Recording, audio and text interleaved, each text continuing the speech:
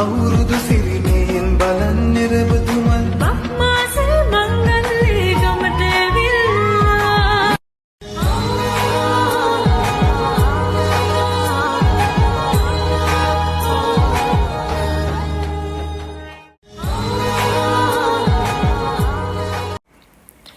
මගේ යාළුවෝ හැමෝටම ලැබුවා වූ මේ අලුත් අවුරුද්ද සාමය සතුට පිරි සුබම අලුත් අවුරුද්දක් වෙන්න කියලා ප්‍රාර්ථනා කරනවා.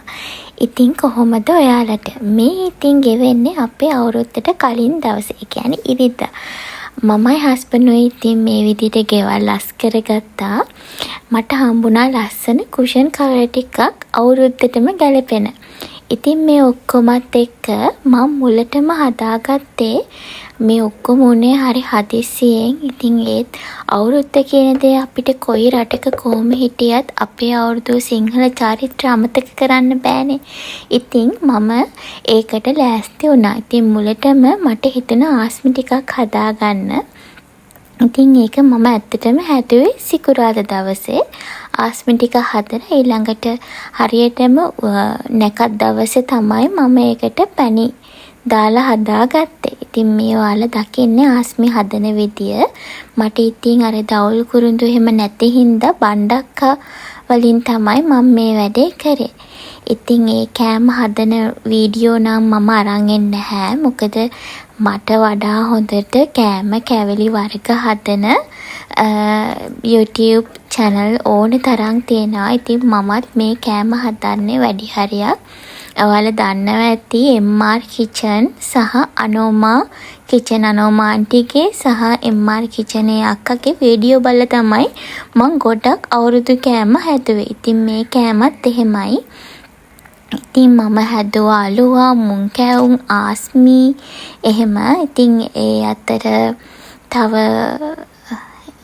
කිසිම කෑමක් එක එකක් හදාගත්ත කිසිම කෑමක් මං එළියෙන් ගන්න හිතුවේ නැහැ.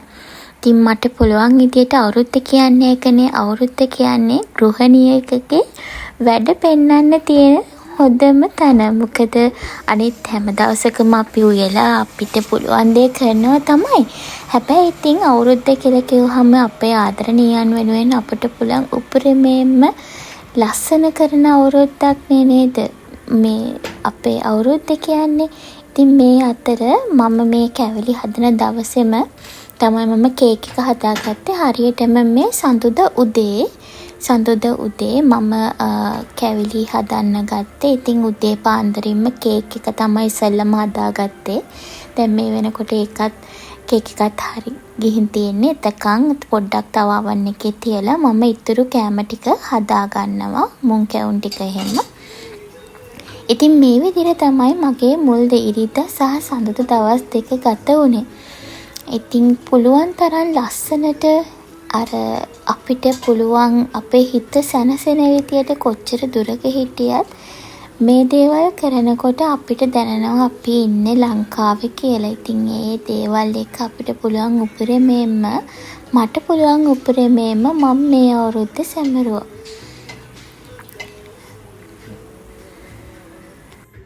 ඉතින් කියන්නකෝ ඔයාලා මේ අවුරුද්දට මොනවද කරේ? කැවිලි වර්ගෙ මොනවද හැදුවේ? ඉතින් මට නම් ඔයාලට වගේ ගොඩාක් දේවල් කරන්න බෑ. ඒත් ඉතින් මං හිතනවා මට පුළුවන් උපරිමයෙන්ම මං ඒ දේවල් කරා කියලා. ඉතින් මේ මං හදපු බුලත් කොලේ කේක් එක හදිසි ඇත්තටම දැන් මේ රෑ නොනගතේ ලබන්න කලින් මේ වැඩ ඉවර කරගන්නත් ඕනේ හින්දා ඉක්මනින් මම කරා. ඉතින් මට ආසෙ හිතුණා මේ විදියට දැන් මෙහි අපිට බුලත් එහෙම හොයාගන්න නැති හින්දා මේ විදියට බුලත් කොලේ කේක් එකක් හදනවා කියලා. ඉතින් කියන්නකෝ ඔයාලත් මේක ලස්සනයිද කියලා. ඊළඟට මට වෙලා තිබුණේ හින්දා රෑම මම මොනවාද ආස්මි ටිකත් ආයිමත් මේ තෙලේ රත් කළ ආස්මි සුදු කරනවා කියන්නේ. ඒක කරලා පැණි දාලා තිබ්බා. එතකොට මට උදේට ආයිමත් වෙන මොනවත් කරන්න ඕනේ නෑනේ. මුං කැවුම් ටික මම බැදගත්තේ උදේ. ඇත්තට මේක කරේ අපේ හස්බන්ඩ් මේ අවුරුදු දවසේ උදේ. ඉතින් මට එයා ගොඩක් උදව් කරා උදේ නැගිටලා. එයා හැමදාම එහෙමයි. ඒක මතක් කරන්න ඕනේ. මගේ වැඩ යාගේ වැඩ කියලා නෑ. අපි දෙන්න හැමදේම හරි ලස්සනට කරගන්නවා. එයා මම මේක කරන්නේ නැහැ. එහෙම අර කියන්නේ හැම දෙයකම හරි සපෝටිව් හස්බන්ඩ් කෙනෙක් ඉන්න එක මට ලොකු දෙයක්. ඉතින් ඔන්න අපි අවුරුදු දවසේ නැකතට කිරිබත හැදුවා. කිරි උතුරවන්නේ නැහැ. මොකද මෙතන අපේ ඉන්න තැන කිරි අපාර්ට්මන්ට් එකක් නේ, කිරි උතුරවන්න ඉඩ නැහැ. ඉතින් ගින්දරත් එක්ක හැමතැනම එහෙම අපිට ගින්දර පත්තු කරන්න බැරි නිසා අපි කිරිබත විතරක් නැකතට හදාගත්තා. ඊට පස්සේ මේ ඔයාලා දන්නවා ඇති ගොඩක් පළාත්වල මම දන්න සබරගමු පළාතට ආවේනික හත්මාළු තියෙනවා, නුවර පළාතට. ඉතින් හත්මාළු තියෙනවා ගොඩක් වෙලාවට ගාල්ල දකුණු පැත්තේ නම් එහෙම හත්මාළුව වැඩි හැදෙන්නේ නැහැ. හැබැයි සබරගමුව පැත්තේ එහෙම හත්මාළුව හදනවා. හත්මාළුවේ තේරුම කියන්නේ හිරු දෙවියන්ටත්, සතරවරම් දෙවි හාමුදුරුවන්ට, සත්පත්තිනි දෙවියන්ට. ඊට අමතරව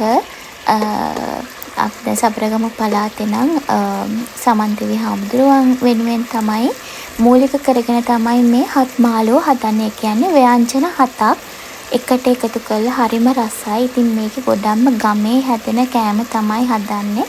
ඉතින් නගරේ අයටත් මේක හදන්න පුළුවන්. කිරිබත් වලට විතරක් නෙවෙයි වෙනත් දවස් වුණත් මේක හදාගෙන කන්න පුළුවන්. ඉතින් මට තියෙන පුළුවන්ම දේවල් ටික දාලා මම මේක හදාගත්තා. මම ඉතින් හත්මාළුව නම් හදන හැටි වලට ගේන්නේ නැහැ. මේක හරිම රසයි. කිරිබත් එක්ක විතර නෙවෙයි කැබත් එක්ක උනත් මේක ගන්න පුළුවන්. හදලා බලන්න. YouTube එකේ තියෙනවා හදන හැටි. ඉතින් මේකට ගොඩක් අයට හොයාගන්න බැරි ඒ වෙනුවට දැන් අපි කියමු මෑකරලට බොංචි පාවිච්චි කරන්න පුළුවන්.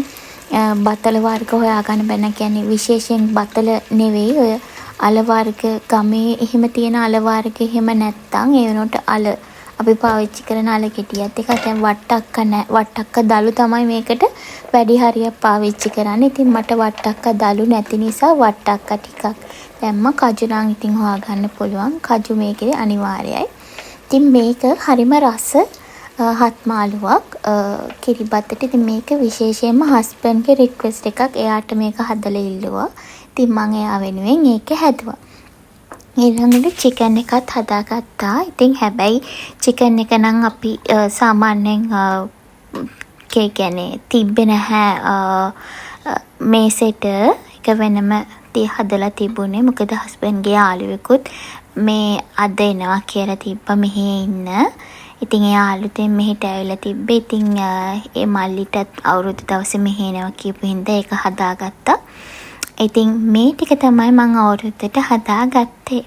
ඉතින් ලොකු දේවල් කරේ නැහැ. රෙදි හැට්ට ඇඳලා ඒ වගේ දේවල් කරන්න ඇත්තටම මට වෙලාවක් තිබ්බේ නැහැ. අන්තිම මොහොත තමයි ඇඳගෙන හිටිය රතු පාට ටී-ෂර්ට් එකට ගත්ත රෙද්ද. ඒ කියන්නේ ලුංගි එකත් ඇඳගත්තා. ඉතින් ওই වගේ තමයි. ඉතින් ගෙවල් වල වැඩ තියෙනකොට අපිට හැමදේම කරන්න බෑනේ නේද? ඉතින් කොහොම හරි මට පුළුවන් උපරිමයෙන්ම මගේ අවුරුද්ද, ඒ කියන්නේ හිරු දෙවියන් වඩින අවුරුද්දට හරිම ලස්සනට මට පුළුවන් උපරිමයෙන්ම මං ඒ ටික ලෑස්ති කරගත්තා. ඉතින් මං හිතනවා ඔයාලත් එහෙම ඇති කියලා. මොකද අවුරුද්ද කියලා කියන්නේ පළවෙනිම දේ තමයි පවුලේ හැමෝම එකට එකතු වෙන දවස. එකට එකතු වෙලා වැඩ කරන දවස. මේකෙන් පවුලේ සමගිය වැඩි වෙනවා. පවුලේ එකමුතුකම වැඩි වෙනවා. එකට වැඩ කරන්න පුරුදු වෙනවා. එකිනෙකාව තේරුම් ගන්න හැකියාවක් ලැබෙනවා. ඉතින් මේ හැම දෙයක්ම පරණ චාරිත්‍ර කියලා අමතක කරන්න එපා. විශේෂයෙන්ම මේක බලනවා මගේ පුංචි දරුවෝ එහෙම. ඉතින් එයාලගෙන් විශේෂයෙන් ඉල්ලීමක් කරනවා පුතේ ඔයාලා හොයලා බලන්න. මේ චාරිත්‍ර හැම දෙයක්ම මිත්‍යාවක් එහෙම නෙවෙයි. හැම දෙකම තේරුමක් තියෙනවා. ඉතින් පිට රටක ඉන්න අපිට මේ වගේ වටිනාකම ගොඩක්ම දැනෙනවා. මේ දකින්නේ හැම දෙයකටම කලින් හැම චාරිත්‍රයකටම කලින් නැකත් කියන දේ සංස්කෘතිය වුණාට අපේ පළවෙනිම දේ තමයි බුදුරජාණන් වහන්සේට බුදු පූජාව පිළිගැන්වීම. ඉතින් ඒ හැම දෙයකින් පස්සේ තමයි අපි දෙන්නත් එක්ක පොල් තෙල් පහන පත්තු කරලා කෑම කන්න පටන් ගත්තේ. මේ වෙලාවේ ඉතින් අපේ හස්බන්ඩ් නම් ගොඩක් බඩගින්නේ ඉන්නේ. ඉතින් මට කික්මන්ට් කන්න එන්න කික්කේ හිටියේ.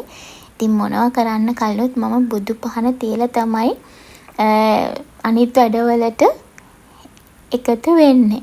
ඉතින් මම මෙතන මෙයා දැන් කියනවා කමු කියලා ඉක්මනින් බෙදන්න කියලාත් කියනවා. ඒ ටික නම් මම කට් කළා. ඉතින් මේ තමයි මගේ අවුරුදු මේසේ. මේසෙ කියන්නේ ගොඩාක් දේවල් නෑ. හරීම උපුරේ. කියන්නේ මට පුළුවන් උපුරේමම ලස්සනට කරන්න තමයි මට වමනා වුනේ. කොකිස් ටිකකුත් අන්තිම මොහොතේ මං හදාගත්තා. හැබැයි කොකිස් අච්චෝ මගේ එච්චර හොඳ නැහැ. ඉතින් ඒක නම් ගොඩක් හොඳට ආවේ නැහැ. ඉතින් ඔන්න ඔක්කොම නැගලා මේ රෑ අපි දැන් කෑම ආයිමත් බත් තිව්වේ නැහැ. රෑට අනම්මනම් කාලා හරි අමාරුයි. ඉතින් මම හදාගත්ත රෑට එළවලු තම්බලා කන්න සහ වට්ටක්ක සුප් එකක්. වට්ටක්ක දෙහත් මාළුවට තිබුණ එකේ ඉතුරු වෙලා තිබුණා. ඉතින් ඒකෙන් මම වට්ටක්ක සුප් එකක් හදාගත්තා. ඔයාලා දන්නේ නැති වට්ටක්ක සුප් එක හදන්න පුදුම රසක් ඒක. ගුණෙනුත් එහෙමයි. බඩත් පිරෙනවා ඉක්මනට. හදලා බලන්න. ඊට පස්සේ මම එළවලු ටිකකුත් හම්බගෙන ඒක හදලා රෑට කෑවා. ඉතින් ඒ මොකද අර තෙල් ಜಾති අනම්මනම් කාලා අපි දෙන්නටම අමාරුයි. ඉතින් අපි හිතුවා මේ වගේ දෙයක් කන එක හොඳයි කියලා. ඉතින් ඔහොම තමයි අපේ අවුරුද්දට දවස් දෙකකට කලින් සහ අවුරුද්ද දවස ගෙවුනේ. ඉතින් මට උවමනා වුණේ මේකෙන් මම කොහොමද අවුරුද්ද ගත කරේ. දුර රටක හිටියත් මගේ අත් දෙකෙන්ම මගේ සිංහල අලුත් අවුරුද්දට දේවල් හදාගත්ත හැටි කියන්න. ඉතින් අදට මගේ වීඩියෝ එක ඉවරයි. තව විශේෂ දෙයක් තියෙනවා. ඔයාලට මතක ඇති මම මගේ ෂෝට් වල දැම්මා මේ දවස්වල ට්‍රෙන්ඩින් ඉටිපන්දමක්. මුට්ටි ඉටිපන්දමක් අවුරුද්දට හදපු. ඉතින් ඒක මම ගෙදරම හදාගත්තා. පාස්ටර් ඔෆ් පැරිස් අරගෙන ඒකට මේ මෝල්ඩ් එකක් අරගෙන ඒක දාලා මැටි මුට්ටියක් විදියට හදලා ඊට පස්සේ කිරි උතුරන විදියට කැන්ඩල් එක හදාගත්තා. ඉතින් ඒක හරි ලස්සනයි. ඉතින් ඕක ලංකාවේ මේ මම දැක්කේ විකුණන්න තියෙන. ඉතින් මට ඒකට ආසෙ හිතුණා. මං කල්පනා කරා කොහොමද මේක හදන්නේ කියලා. ඉතින් ඊට පස්සේ මගේම අයිඩියා එකට මං හොයලා මේක මෙහෙම වෙන්නේ නැති එහෙම කියලා. මොකද මට මැටි මුට්ටි හොයාගන්නත් නැහැනේ. ඉතින් මම මැටි මුට්ටියක් විදියට පාස්ටර් පැරිස් වලින් ඒ මෝල්ඩ් එක දාලා හදාගත්තා. ඊට පස්සේ ඒක කලර් කරලා හැදුවා. මේ දකින්නේ ඔයාලා මේක බිස්නස් එකක් විදියටත් කරන්න පුළුවන්. අලුත් අවුරුද්දේ අපේ පවුල වෙනුවෙන් අපි වෙනුවෙන් දේවල් කරනවා වගේම තවත් කෙනෙකුගේ අලුත් අවුරුද්ද ලස්සන කරන්න ඒ නව වසරට එයාලට හිනාවක් ගේන්න අපිට පුළුවන් නම් ඒක තමයි වටිනම දේ. ඉතින් ඒ මතක් කිරීමත් එක්ක අදට මගේ වීඩියෝ එක ඉවර කරනවා. ඊළඟ වීඩියෝ එක අපි ට්‍රිප් එක ගියේ චයිනා ඇවිදින්න ගිය ට්‍රිප් එකේ වීඩියෝ එකක් දිගට වීඩියෝ කීපයක්ම තියෙනවා. ඉක්මනින්ම අරන් එන්නම් ඒ ටික. එහෙනම් අදට ගිහින් එන්නම්. ඔයාලා අද වීඩියෝ එක රස විඳනම් මට පළයන් කමෙන්ට් එකක් ලයික් එකක් දාන්න. ඒ වගේම සබ්ස්ක්‍රයිබ් කරන්නත් මාව අමතක කරන්න එපා. එහෙනම් අදට ගිහින් එන්නම්. ඔයාලා හැමෝටම සුබ සතියක්.